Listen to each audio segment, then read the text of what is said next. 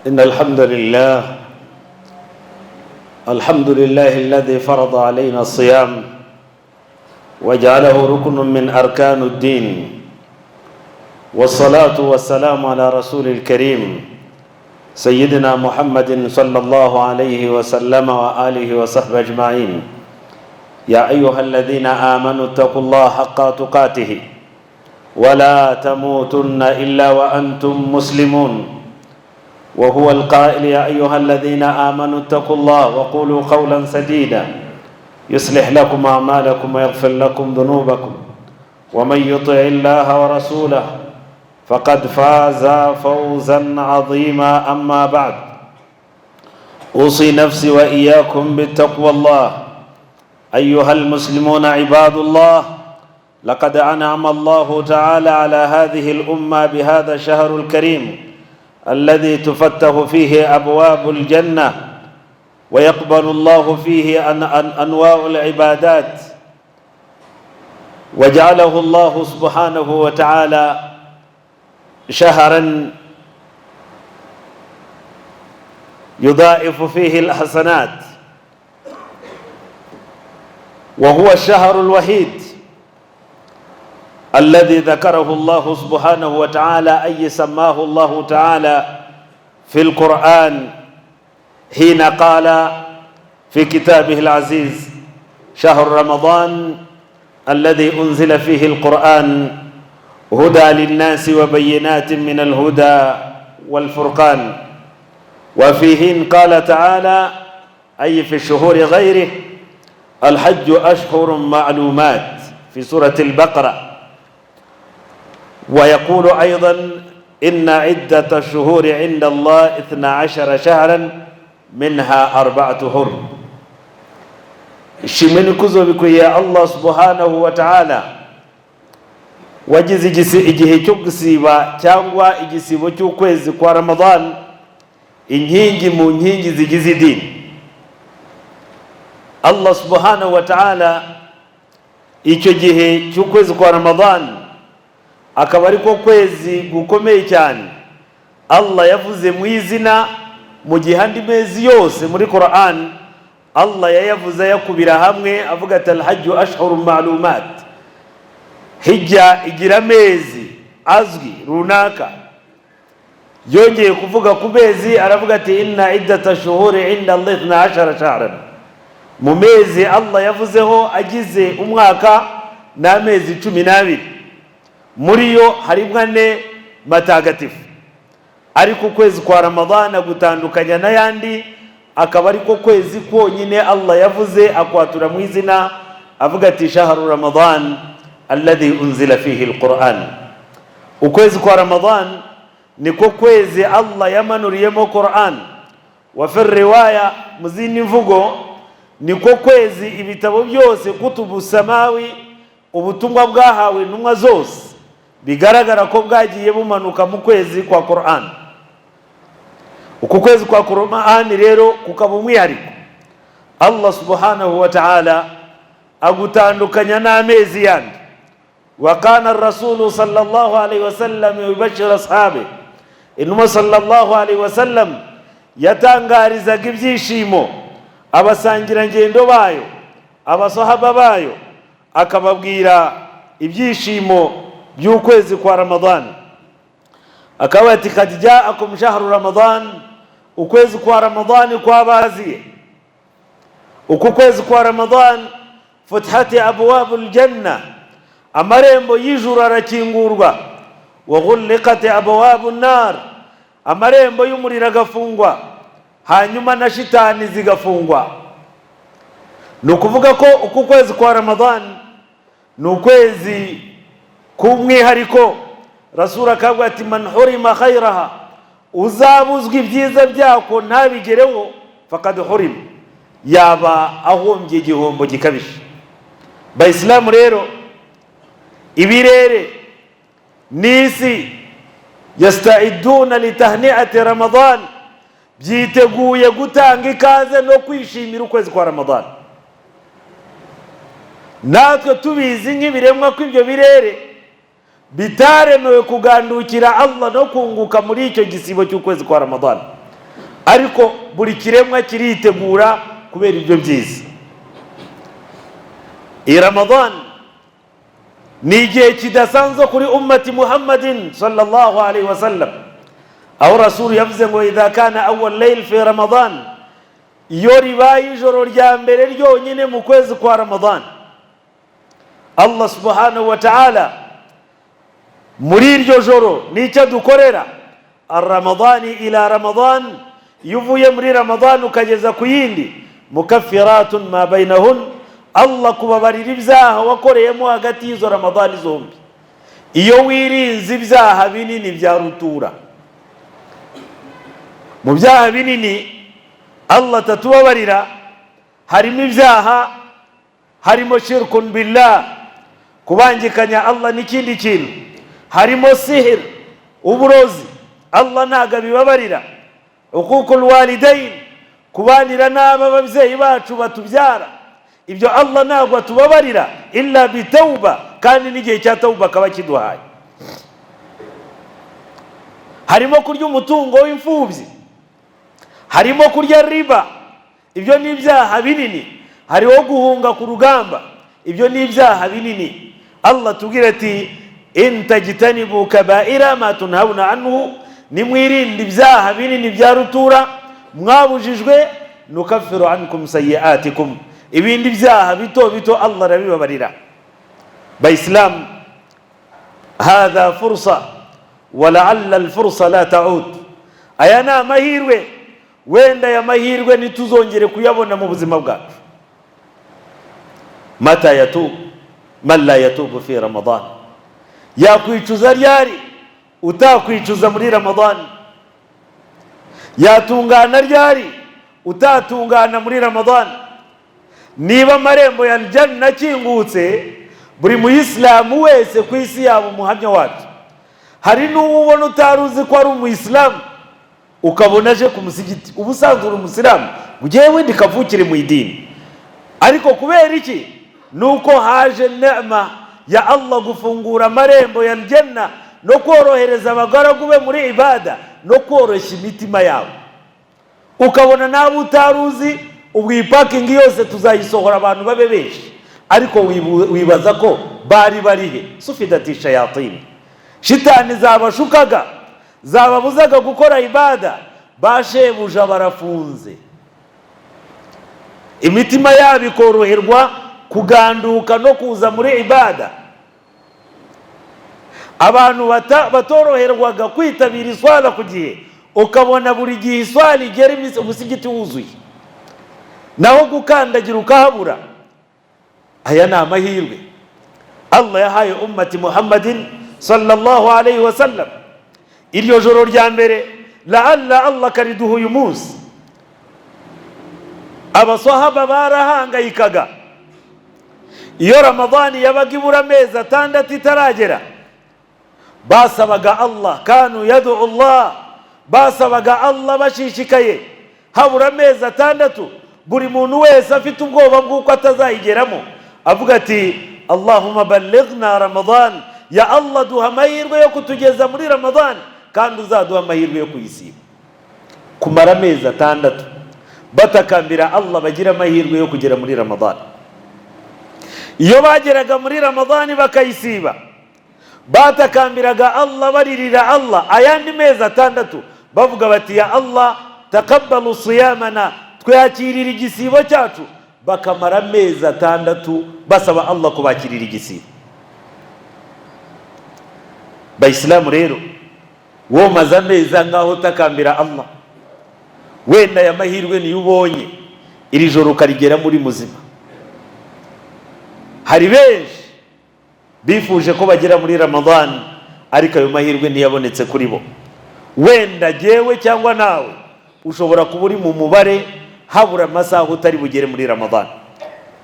Ni ngombwa ko dutakambira Allah, tugasaba Allah kugira ngo aya mahirwe tuyabone, kubera ko ijoro rya mbere rya Ramadan ritegereje abagaragu ba Allah, Allah kubahanaguraho ibyaha bakoze mu mwaka ushize kugera kuri uyu. Kuba utari muri ayo mahirwe biba ari igihombo gikomeye cyane. wala budda an naghtanimu bihadha alfursa, ni ngombwa ko twungukira muri ayo mahirwe. Tumenye ko iyi Ramadan kuyigeramo ari amahirwe adasanzwe. Wa'lamu anna fi Ramadan tajtamiu fihi jihadani, nimumenye ko muri Ramadan hahuriyemo intambara ebyiri umuyisilamu akwiye kurwana yivuye inyuma zitsinde. Iya mbere, jihadi li nafsika saiman bin nahari, kurwana ingundura ukarwana intambara usibye igisibo cyawe muri Ramadan. Liqawlihi sallallahu alaihi wasallam, man lam yada qawlu zur, utareka amagambo yamanjwe, gusebanya, kunegurana, kuvuga ibiteye isoni n'ibindi bisa nabyo, umuntu utashobora kubireka akabikomezamo yasibye, falaysa lahu haja, nta mpamvu n'imwe mubujije ayaturuka ta'amuhu wa sharabu, kureka ibyo kurya bye n'ibyo kunywa bye. Ni ukurwana n'igisibo, kumva ko ibica ku rurimi rwawe byose ni amagambo meza, ni ugusingiza Allah. Byaba bikunaniye ukiryamira, lianna nawmu saimu ibada, no gusinzira kuryama k'umuntu wasibye Allah mwandikira ko ari mu gusiba, ari muri ibada. Wasumtuhu tasbih, no guceceka navuge Allah mwandikira ko ari mu gusingiza Imana. Niki cyakubuza guceceka ukabarwa mu basingiza Imana? Niki cyakubuza kuryama ukabarwa mu bakora ibada? Bayisilamu, Ramadani si igihe cyo kureba imipira. Ramadani ni shahrul Qur'an, ni ukwezi ko gusoma Qur'an. Ramadani ni mudha'afatul hasanati, buri gikorwa cyose ukora Allah gituburira ibihembo. Ramadani abamalayika ba Allah subhanahu wa ta'ala, Allah yaraye akavuga ati kiraman katibina, nabandika ibyo dukora byose muri Ramadani, la yaktubuna shay, ntacyo bandika, kuko Allah aravuga ati as-siyamu li wa ana ajzi bihi, igisibo je Allah ubwanjye nijye wikontororera umugaragu wawe, wa ana ajzi bihi, ni nanjye ugomba kumwihembera. Igisibo ni umwihariko kugeza igihe Allah ari ukugenzura. Mwibaze Bayisilamu, bibayeho ko umuhanda ugiye gukontororwa nubwo ubamo traffic zisanzwe, mukuru w'igihugu perezida akavuga ati noneho nigiye ugiye kwikontororera umuhanda, byaba bimeze bite mu gihugu? Haba hari discipline imeze ite? Abantu bakwitwararika bimeze bite? Sasa ibyo bireke ntiwabigereranya na Allah. Allah kubuye ngo siyamu li wa ana ajzi bi, igisibo ni umwihariko wanjye, nijye ugiye kugihembera umugaragu. Bayisilamu, buri muntu atekereza umubano we no kwitunganya kwe kuri Allah, kugira ngo Allah gukontorora abone ko ibikorwa byose ukora ubikora kubwe, hanyuma guhembera igisibo cyawe. Falisaimu farhatan, umuntu usibye afite ibyishimo bibiri. Farhatan inda fitri, arishima mu gihe asoza igisibo cye. Kubera iki yishima? Yagikontororeye, arwana nacyo, akigeza ku isaha yo gufutura ugitunganye. Hanyuma icya kabiri, wal farha athaniya farhatun inda liqa'i rabbih, kwishima igihe Allah subhanahu wa ta'ala azahura nawe amuhembera igisibo. Yaqulu sallallahu alayhi wa sallam, inna fil jannati labab yuqalu lahu ar-rayyan, muri aljanna harimo irembo ryitwa ar-rayyan, la yadkhuluha illa saimin, nabazaryinjiramo nta n'umwe uzarijyamo uretse umuntu wasibye. Rizahamagara ku munsi w'imperuka rihamagara abasibye.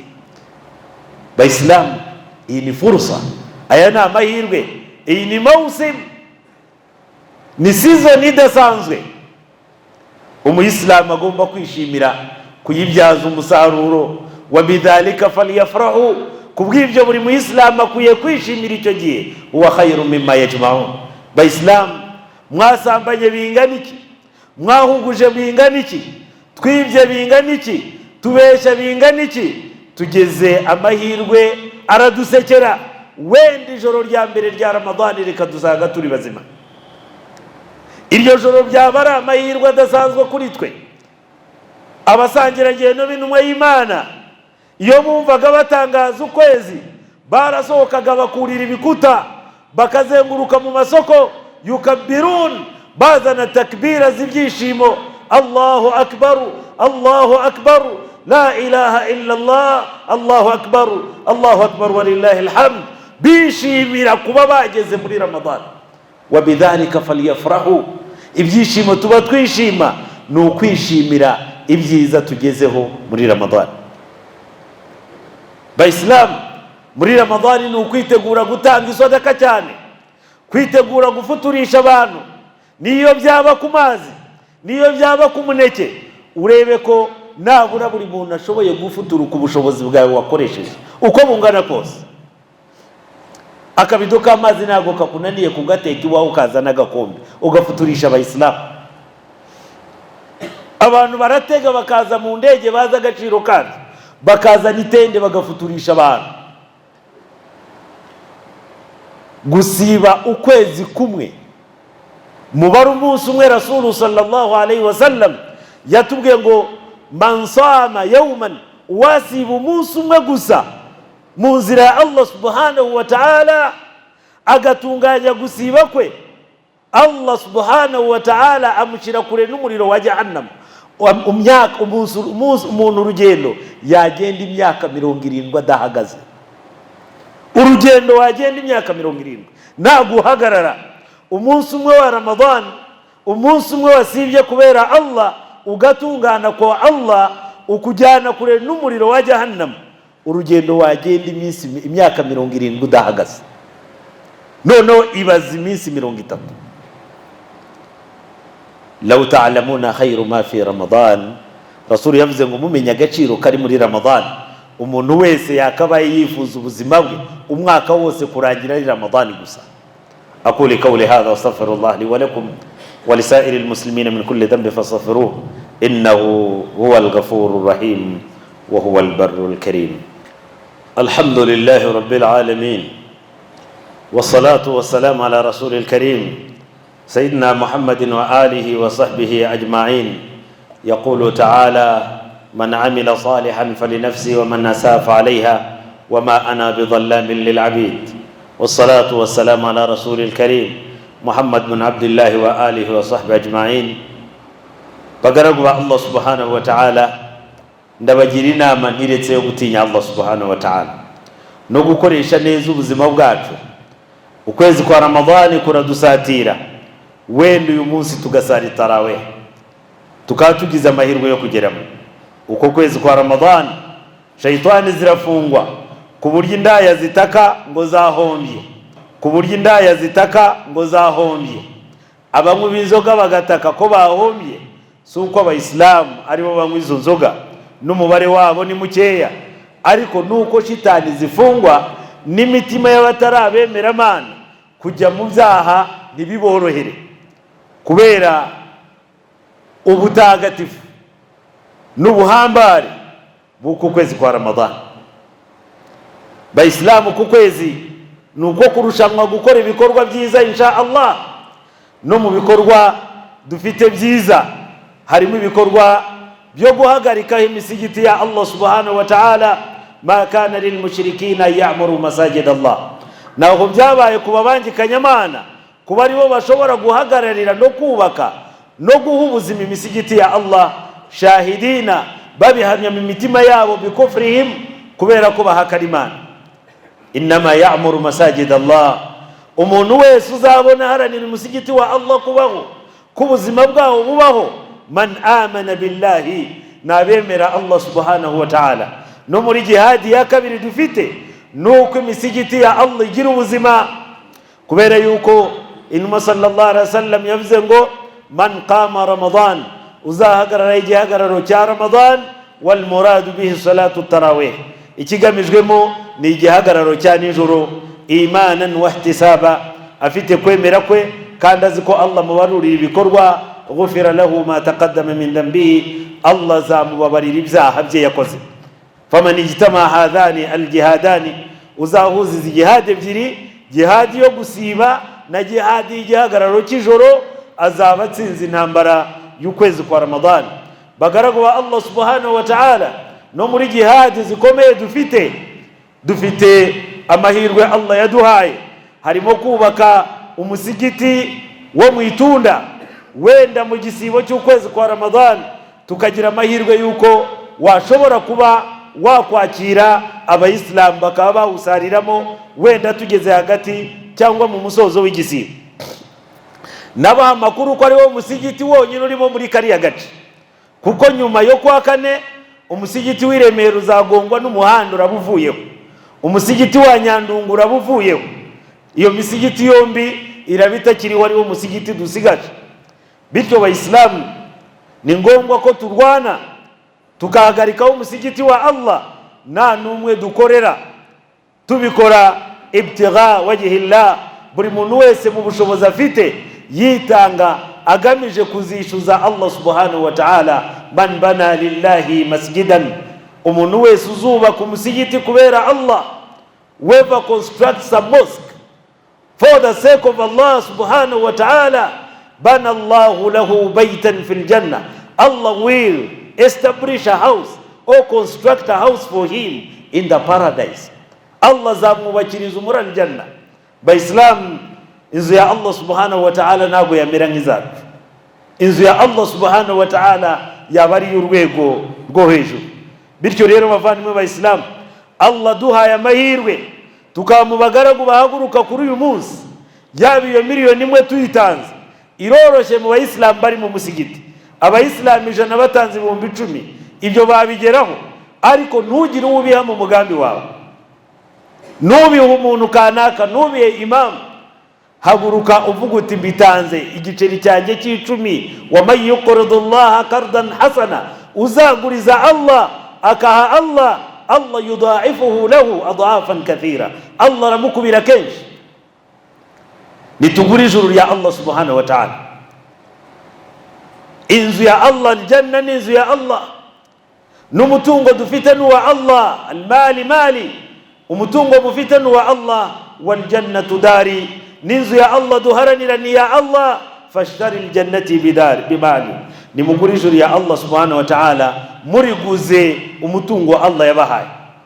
Kubw'ibyo rero bagaragu ba Allah, ndabashishikariza ko insha Allah subhanahu wa ta'ala nyuma y'ijuma utagaye igiceri cy'atanu, utagaye icy'icumi, utagaye igihumbi. Wama tunfiku min khairin tajiduhu inda Allah, ikintu cyose witangamo imbere ya Allah uzacyasanga. Bayisilamu ni amafaranga angahe mutanga mu ekipe? Ni amafaranga angahe ugura prudence usambana? Ni amafaranga angahe uha umurozi ngo akurogera umuntu? Ni amafaranga angahe mwatanze? Iyi ni fursa, ni amahirwe. Kubera iki? Ikiza, innal hasanati yudhibna sayyi'at dhalika dhikra lidhakirin. Mumenye yuko iyo dukoze ibyiza bihanagura ibi twakoze. Urwo ni rwo rwibutso kuba abandi bashoboye kwibuka.